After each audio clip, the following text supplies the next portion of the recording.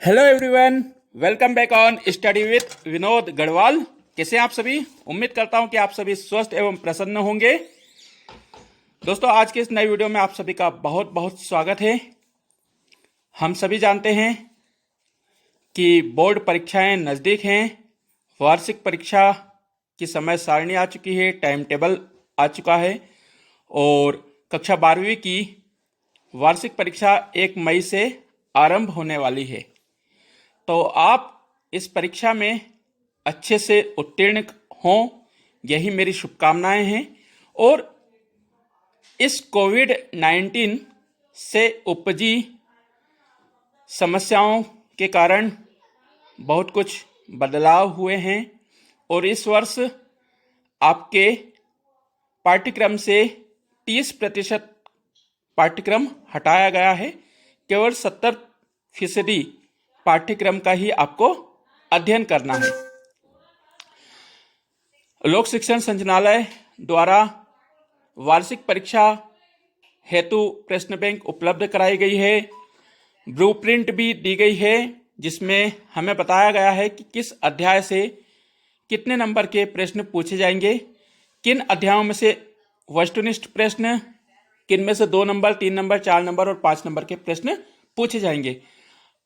हमें अच्छे अंकों से उत्तीर्ण होने के लिए शासन स्तर से कई प्रयास किए जा रहे हैं। हमें केवल थोड़ी सी मेहनत करना है और अच्छे से हमें रिजल्ट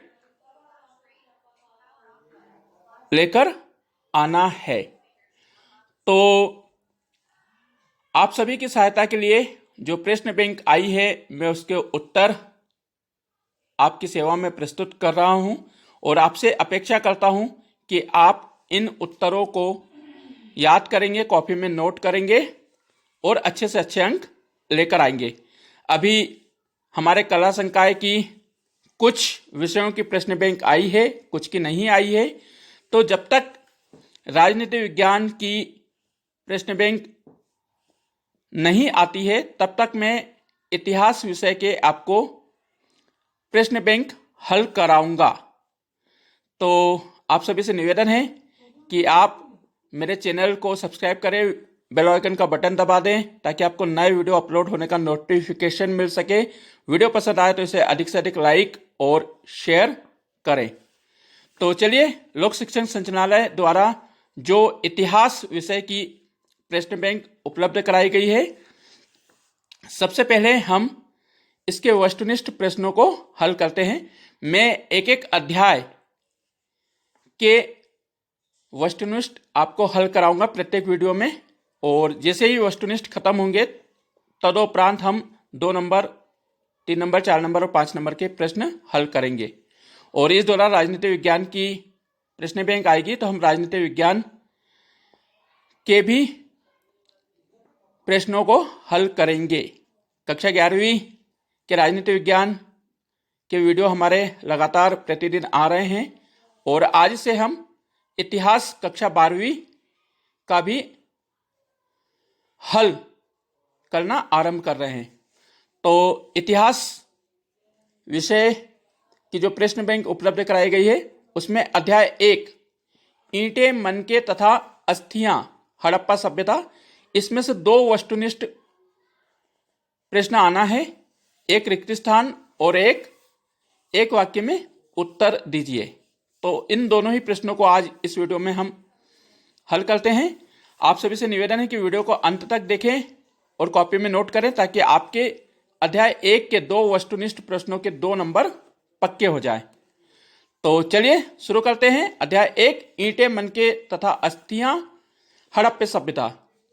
इसमें पहला प्रश्न है, रिक्त स्थान की पूर्ति कीजिए। कुछ खाली स्थान दिए हैं, हमें उन्हें भरना है। पहला खाली स्थान है, हड़प्पा सभ्यता में खालिस्तान पत्थर की मोहरें बनाई जाती थी। इस खालिस्तान में आपको भरना है सेल खड़ी। सेल खड़ी के पत्थर की मोहरें बनाई जाती थी। तो आप इसे देखिए, हड़प्पा सभ्यता में सेल खड़ी पत्थर की मोहरें बनाई जाती थी। तो आपका खालिस्तान में जो भरना है वह शब्द है सेल खड़ी। दूसरा है मोहनजोदड़ो शब्द का अर्थ खालिस्तान है। मोहनजोदड़ो शब्द का अर्थ खालिस्तान है, तो इस खालिस्तान में आपको भरना है मृतकों का टीला या मुर्दों का टीला।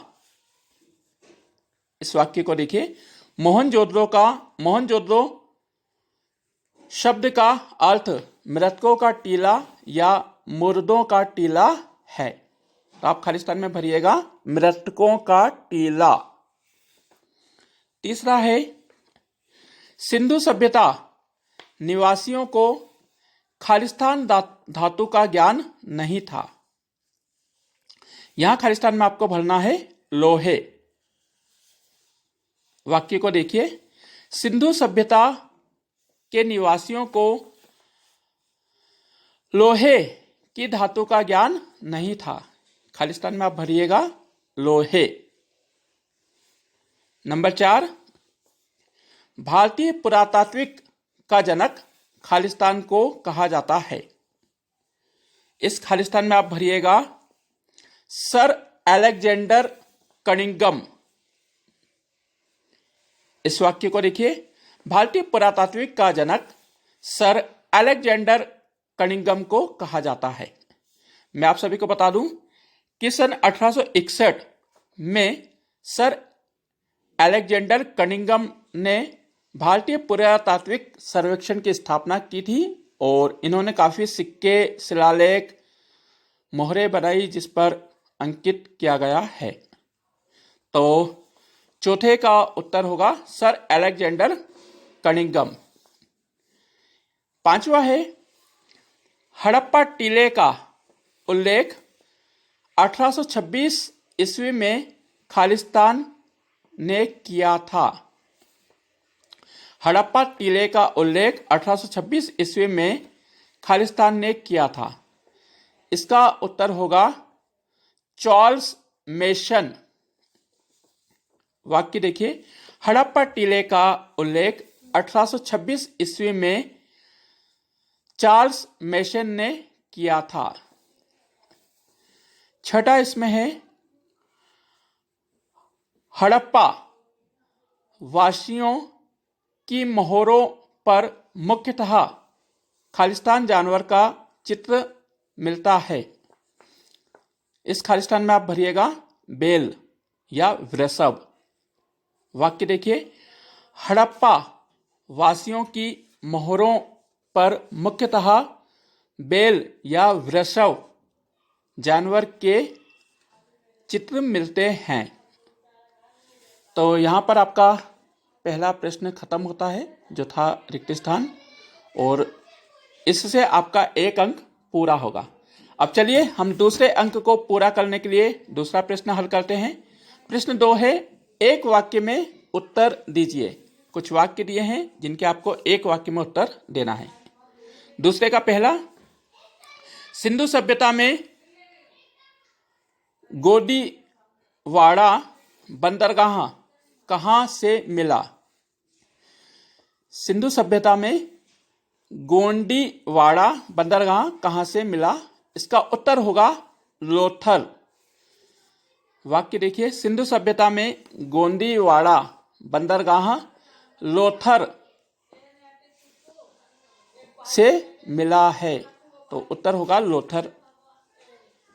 दूसरा है, दूसरे का दूसरा, सिंधु वासियों की प्रमुख देवी कौन थी? उत्तर, सिंधु वासियों की प्रमुख देवी मातृ देवी थी। ये शक्ति की उपासना करते थे और यहीं से शक्ति उपासना आरंभ हुई है। तो दूसरे का उत्तर है मातृ देवी। दूसरे का तीसरा, हड़प्पा सभ्यता का स्वरूप किस प्रकार का था? इसका उत्तर होगा नगरीय। हड़प्पा सभ्यता का स्वरूप नगरीय था। ठीक है, तो तीसरे का उत्तर होगा नगरीय। नंबर 4, हड़प्पा नामक पुरा स्थल की खोज किसने की? हड़प्पा नामक पुरा स्थल की खोज किसने की? इसका उत्तर होगा हड़प्पा नामक पुरा स्थल की खोज दयाराम साहनी ने की। दयाराम साहनी ने 1921 में हड़प्पा नामक स्थल को खोजा था। तो आपका जो उत्तर है वो है दयाराम साहनी। दूसरे का पांचवा, हड़प्पा सभ्यता किस युग की सभ्यता थी? हड़प्पा सभ्यता किस युग की सभ्यता थी? इसका सही उत्तर है हड़प्पा सभ्यता कांस युग की सभ्यता थी। इसे ताम्र पाषाण काल भी कहा जाता है। हड़प्पा सभ्यता कांस्य युगीन सभ्यता थी। तो प्रिय विद्यार्थियों, यह था अध्याय 1, जिसमें से 2 नंबर के वस्तुनिष्ठ पूछे जाना है और 2 नंबर को पक्का करने के लिए आपको ये 11 प्रश्न याद करना होंगे। तो मुझे उम्मीद है कि आपको आज का वीडियो अच्छे से पसंद आया होगा, और पसंद आया हो तो इसे लाइक अवश्य करें, अधिक से अधिक शेयर करें, ताकि इस वीडियो का लाभ अन्य विद्यार्थी भी प्राप्त कर सके। कल मिलेंगे हम अध्याय 2 के साथ, जहां पर हम अध्याय 2 के वस्तुनिष्ठ प्रश्नों को हल करेंगे। अध्याय 2 से भी 2 नंबर के वस्तुनिष्ठ पूछे जाना है। तो इसी प्रकार से मेरे चैनल पे एंजॉय कीजिए, पढ़ाई करते रहिए। 11वीं और 12वीं दोनों ही कक्षाओं के प्रश्न बैंक मेरे द्वारा तैयार किए जा रहे हैं।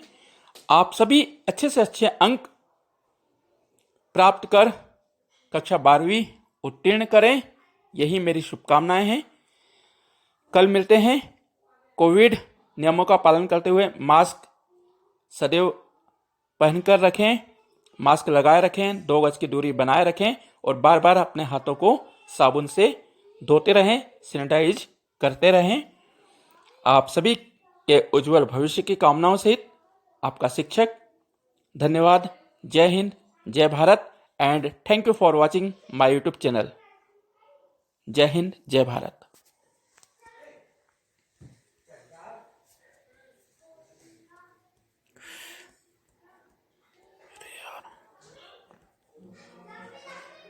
Make sure your finger covers the entire sensor. Keep your finger on the sensor a little longer. Pause button.